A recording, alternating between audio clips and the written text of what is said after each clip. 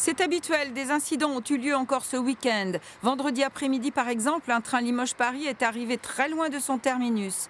L'ancien basketteur du CSP, Fred Weiss, qui prend le Polt 2 fois par semaine pour son travail à Paris, raconte.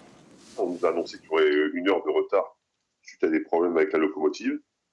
Et finalement, on est reparti après 1 heure de tractation, j'ai envie de dire, entre le machiniste et sa machine. On est reparti et finalement, on s'est arrêté à la gare d'Étampes.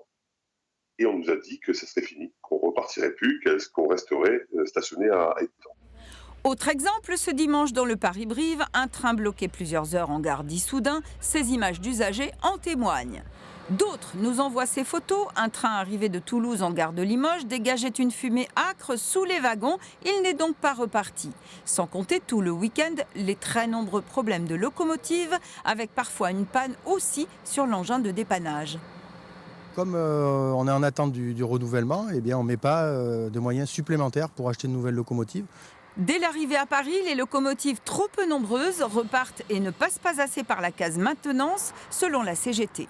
Il y a une rotation qui s'opère avec les engins moteurs pour continuer à maintenir le plan de transport.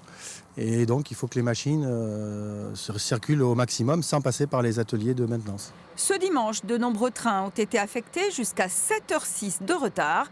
Jeudi, un séminaire à Esther sur le thème Polt 2026 devrait déplacer des dirigeants de la SNCF. Mais les soucis de la ligne ne sont pas officiellement au menu. La SNCF s'excuse auprès des voyageurs, mais n'a pu encore une fois nous accorder d'interview. Quant à la conclusion de Fred Weiss, on vous la laisse.